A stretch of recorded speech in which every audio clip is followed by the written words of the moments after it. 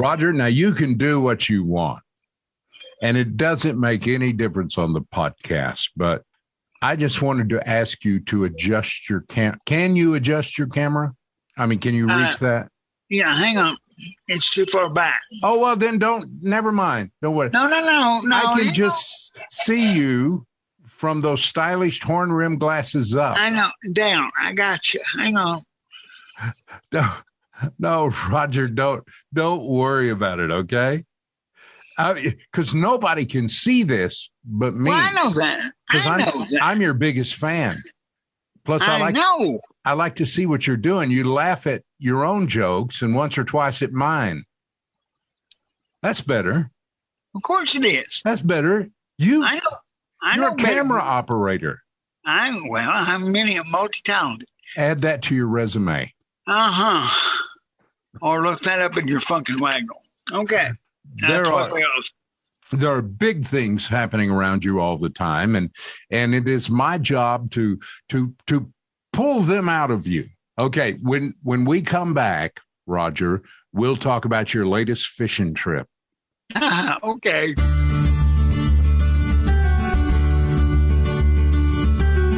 Hello, I'm Michael Shawn, and welcome to Roger Dykes Just Sayin. Roger Dykes is a teacher and counselor with a master's degree in family counseling from Texas Tech University. He is the owner of UV Blake Records and has written a book titled Non-Persons Rolling in a Normal World. And there's a few more things. Roger was born with cerebral palsy, now a quadriplegic.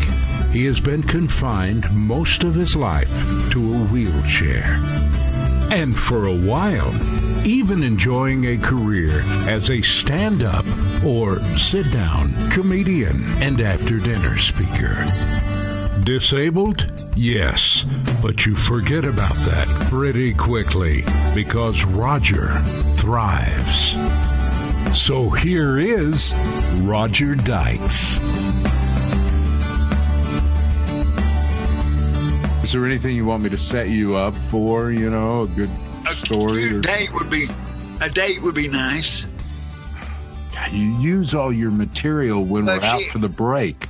But she has to accept me in my apron. Oh, Roger. All right. Roger, we're fixing to go back in. 3, 2, 1. That's your cue.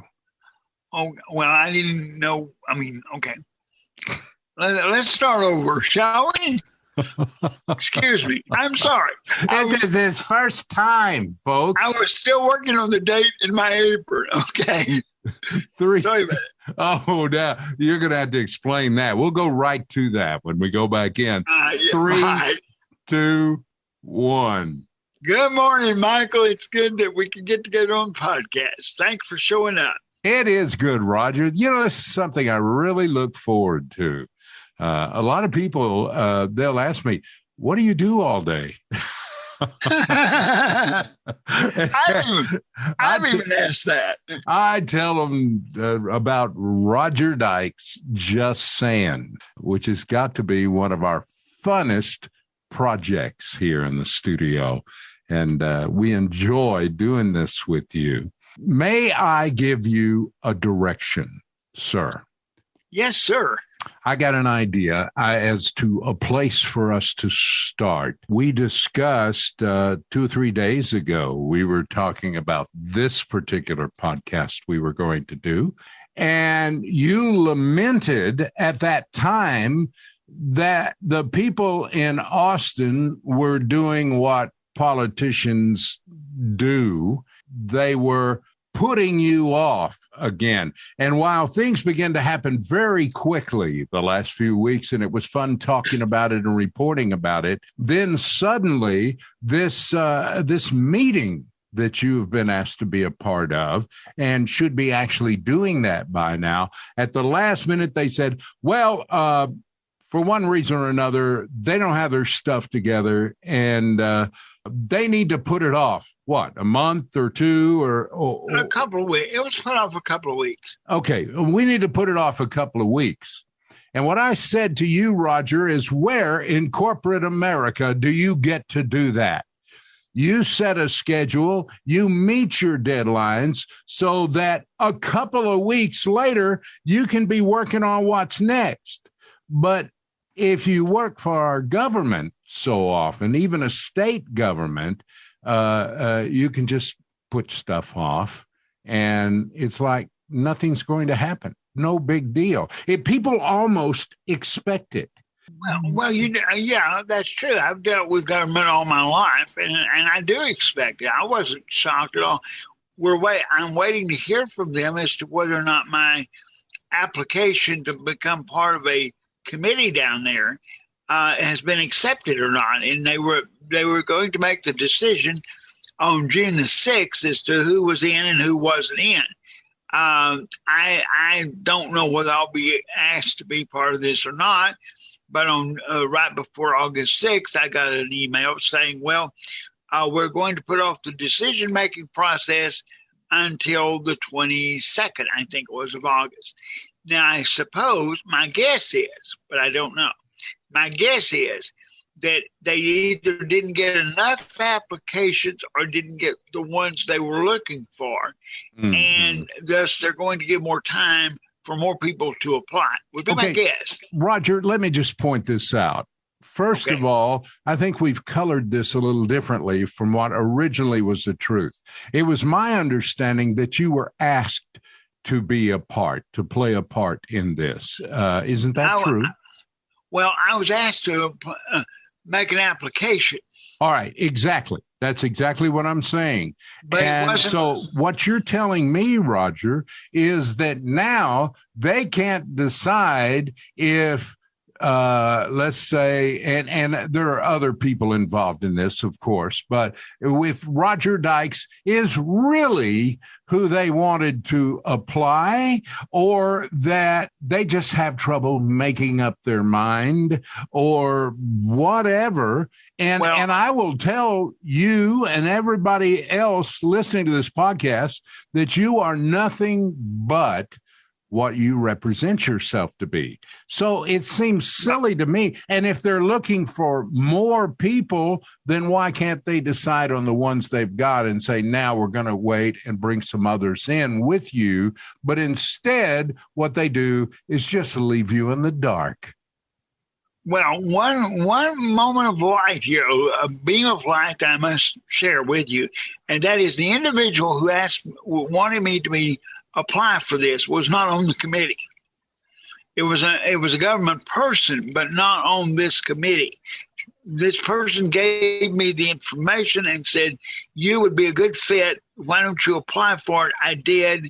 And the committee is yet to decide whether or not I could be accepted already, and they're waiting for other additional people. I don't know. I rest my case. But I don't know, and we're going to just wait it out, and they'll get around to it when they get around to it. Okay.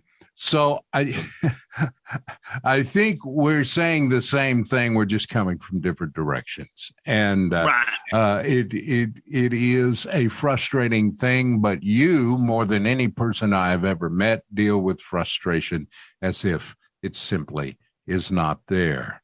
And you know, and I know why. You've explained that to me. But it's just the way you treat human beings, you know. You don't keep them in the dark. It comes from years of experience and being put on hold more times than you can ever imagine. But eventually, if you don't hang up, they do sometimes get back to you. So we're just waiting for them to get back to me and tell me whether I'm in or out or what. And now, for people listening to this podcast for the first time, we won't spend much time on this at all, but just to say, Roger's whole thing is the fact that it has been years and years and years and years and years since anyone has looked closely at the provisions provided to someone like Roger, who is a complete quadriplegic, who is unable to do just about all of the things that regular people, if you want to call them that, take for granted, and in fact could not last more than 2 or 3 days where he's at without the help that he requires in the form of caregivers, and would simply have to call an ambulance and be taken to the emergency room, which we all know is a lot more expensive than just doing the job right to begin with. All Roger has been asking for is some consideration. At first, just consideration in the way he was allowed or not allowed to control aspects of his life. And now it has gotten, and everybody knows, if you go to the grocery store, if you buy fuel, everybody knows the last year what has happened to prices. And it is sorely inadequate, but the government, the state government's response is, huh? That seems to be the case, and I do believe that we can make the case. I have made it to the individuals given the opportunity, but I would like to make the case that what they're expecting is to find people who want to work for money much less than what the same people can make in the private sector. And the problem being, if you find someone who would like to work and there are people who like to work in caregiving and health caregiving and all that. But when they compare the price of what they can get in the regular world compared to what I could pay, as a general rule, they'll take the regular world. Because you know what you're saying, Roger? It's much better. It's no longer realistic. That's true. The money they're offering right now that they allow me to use is not realistic for the situation we're dealing with. And all Roger has been saying all this time is, hey, just let it be real.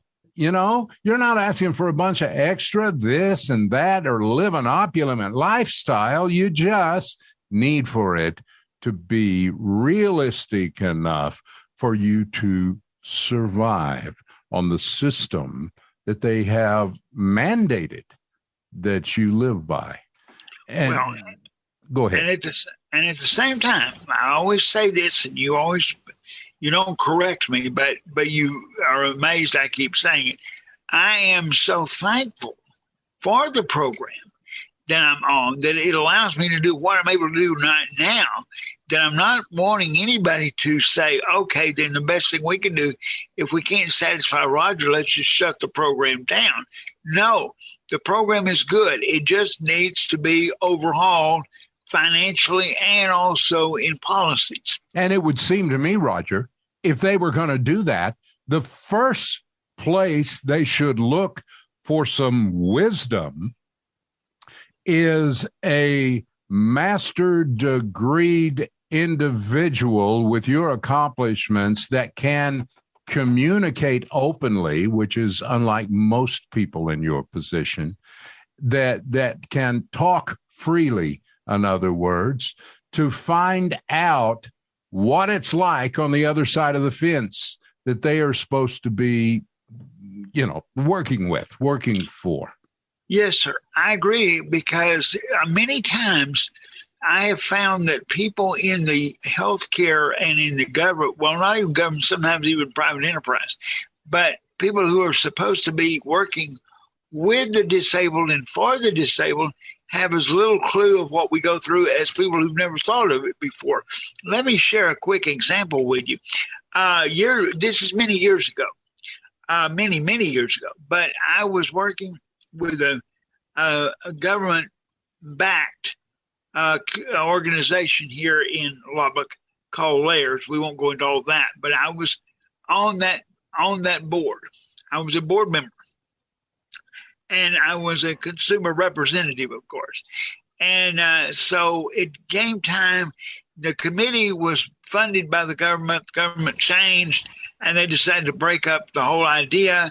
But they had a spot open for me that I could work as the public relations person for this committee, for this organization, which I took the job and did it until the organization was disbanded due to lack of government funding. Okay.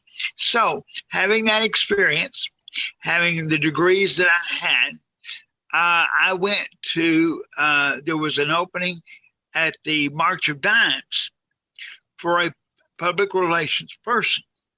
So I called and got an appointment to do an interview for the job.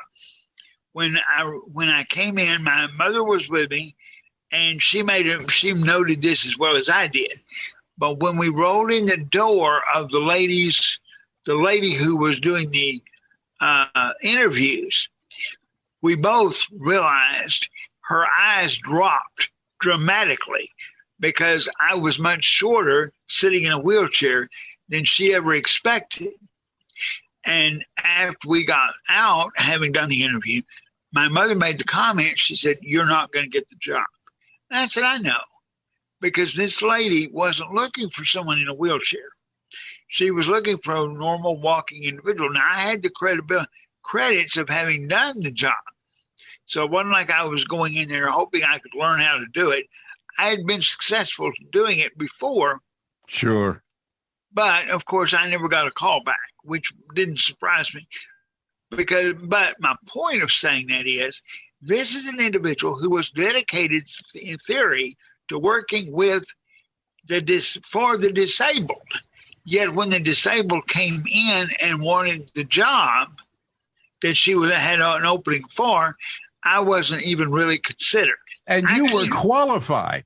Yes. Now, much more so than most of the people that were probably applying for it. Well, that may be, but I cannot. Now, it's discrimination. And we can talk about are disabled people ever discriminated against? And the reality is, yes, much of the time. However, when you start to try and tie that down and prove that point, it's next to impossible to prove because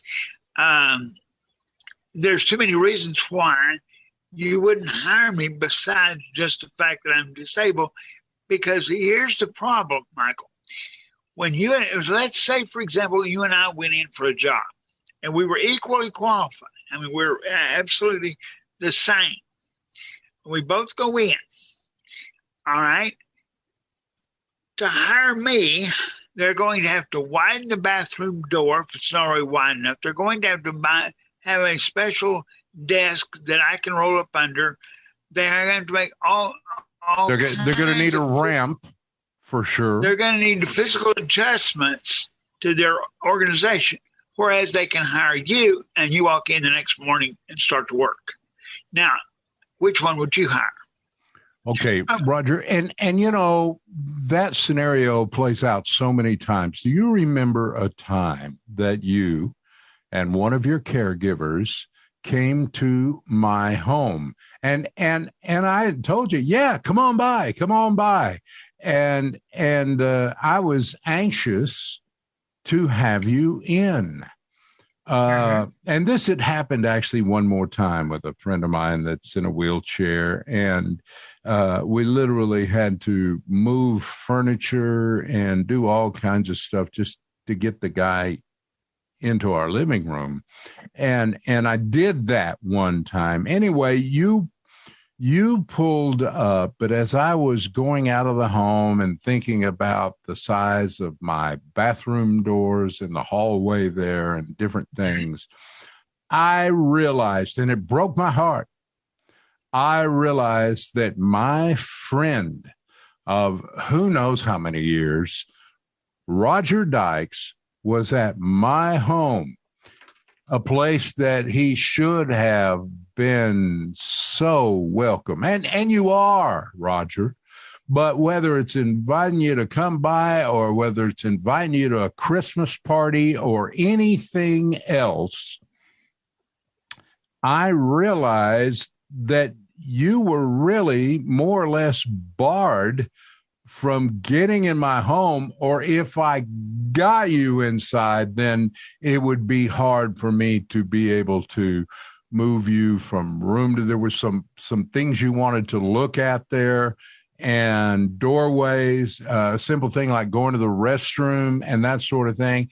And I went out there, and truly from the bottom of my heart, I looked at you. You were in the back of your van, and I told you, I said, you know what, Roger, this is not going to work. And I was embarrassed. I felt badly, and yet I didn't have the tens of thousands of dollars needed to change the setup in my home, widen doorways and so on and so forth. But it hurt me, man.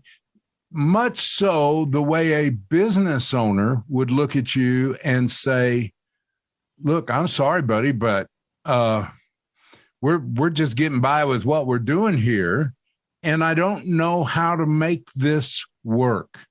And the government's gone a long way about, changing building specs and providing special restrooms and so on and so forth, and ramps and all that sort of thing, and parking places.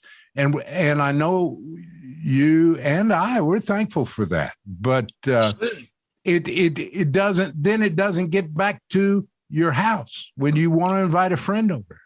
Well, also let me point one other thing out that people don't think of. Okay, let's take the restroom in a typical public government building. Of course, they all have to be wheelchair accessible. And that means that the doors are wide, there's wide stalls, all this kind of stuff. Right. Okay, that's fine. Now, and this happens all the time, Michael. Every disabled person comes with a different set of needs based upon the level of their disability. Sure. So when I go to a public building, there is a door, obviously, that closes for the restroom. It has a closing mechanism on it that causes it to be closed. And you've never been in a public building that didn't have that. Well, because of my particular disability, not true of everybody by any means, but because of my particular limitations with my disability, I can't open the door. So it doesn't matter how wide the door is, I can't get the door open. Is that because of their use of your hands? Right, and also you got a fairly heavy closing mechanism that you have to pull against to open the door. Now, you don't realize that because it's not that heavy for you to pull open. But you see, you have to lock the brakes on the wheelchair, pull the door open, and then somehow get the wheelchair past the door to get me in. And then I've got the whole problem of getting out. So it would be really impossible for you to use that facility, right, even exactly. If it was wheelchair friendly, unless you had a full-time caregiver with you. To hold the, and now also, if you have, in this particular example we're using, if you have a female caregiver and she's opening the door to the men's restroom, there's some real issues there. But how else am I going to get in? And knowing you, Roger, it would be a female. Well, we hope. But nonetheless, the situation is that every situation you bring up, for example, we're talking employment. Let's share another one. Okay, in the normal course of discrimination and non-discrimination, the government sets up quotas and says, okay, for every so many of this color, we have to hire one of the other color, that sort of thing. All right. When you deal with the disabled, the variety of disabilities is so wide range that you can't set up a job quota. For example, if you have the phone company and they were mandated many, many years ago when it was government owned, that for every so many one color, you had to hire one of another color type thing in race relations. Okay. Well, when you get to Roger and you get to the disabled, for every 16 or every 10 normal people you hire, I'm using normal as in physically not disabled, you have to have one disabled person. Why doesn't that work? Well, because if you want me to climb a pole, I can't do it. So for every 9 pole climbers you hire, you must hire at least one disabled pole climber. Well, if you find a pole climber with a disability such that he can still climb the pole, that you broaden the scope of disability out so wide, then I'll never get the job. I'll never get a job anyway, because anybody would almost fit the category. So you see, when you try to set up quotas for us being the disabled, it does not work like it does in the with a race or with sexual preferences, all that sort of thing you can work with. But when you deal with the disability and the disabled population, they have a wide range of disabilities. Roger, I'm just picturing you up on that pole right now. Well, I don't want to be pictured. I mean, I would not want to do that. Okay, but you see my point now. Could I do a desk job? Sure, I could. Perhaps. I mean, it depends on what it was. But you'd be fine at that. You bet. We could do that. Smarter than the average bear. Well, yes. We hope, because bears are not that smart. After Yogi, it went downhill fast.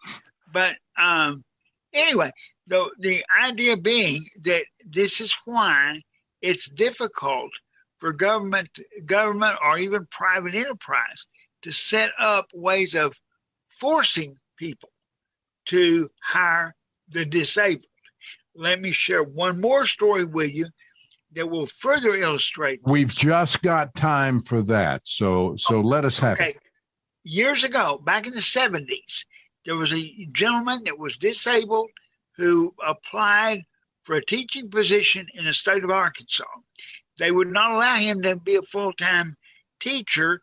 He could only be a substitute. So he literally filed a discrimination suit against the state of Arkansas. Yes. To be able to work in the school system. They let him, after a couple of 3 years of going through the court system, they ruled that the state had to let him teach. So he went to school. He got the job. He got the position as a teacher.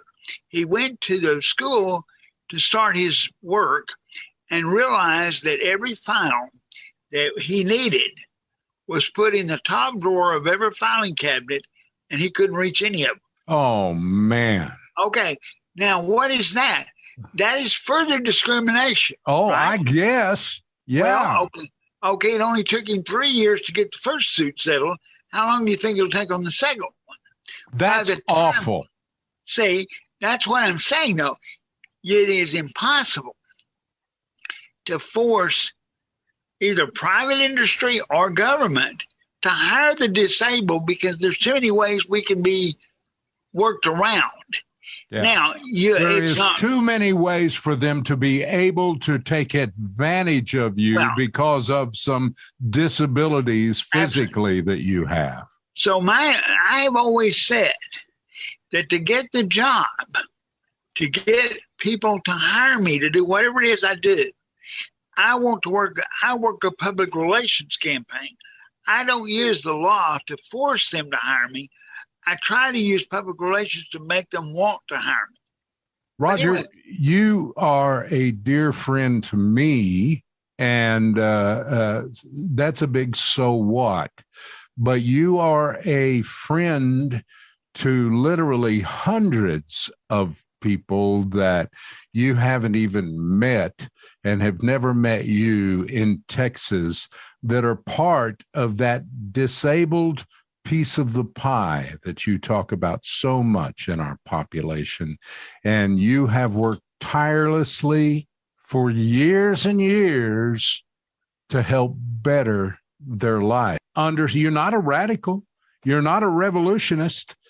Well, you sort of are, but what you work to do is to create understanding and further knowledge about the realities of being fully disabled. And you do it better than anyone I've ever known. It's a pleasure to be on this podcast. Well, I appreciate you being there, and I appreciate you saying that. Very quickly, one of the things that I try to promote every time I speak is the idea of I have to work, or no one feel obligated to work in a way that makes the other people want to hear what I have to say, or want me to work for them, or want me to be around, rather than using the law to force them to do it, because once they're forced, they will just reject the whole idea. Yeah. Well, right there is where we're going to leave it. We did not have time to talk about your skills, to talk about your love life. Actually, Michael, we do, because it's so short. I think we can squeeze it in. Okay. Oh, man, we have a lot of fun with you, Roger. The name of the show is Roger Dykes Just Sayin. You going to be here next time, Roger? I'm going to try. I plan on it. I've got it marked on my calendar and everything. All right. Bless you, brother. We'll see you next time. Thank you. You've been listening to Roger Dykes Just Sayin. If you'd like to get a message to Roger, his Facebook account is listed as Roger Dykes. Become a friend, or you can send your questions and comments to rogerdykes51@gmail.com. That's ROGERDYKES51@gmail.com. Our podcast reveals a new episode every 3 weeks. Rollout is on Wednesday evening, shortly after dark, Texas time. Join us next time for our next episode of Roger Dykes Just Sayin. I'm Michael Shawn. On behalf of Roger Dykes, thanks for listening.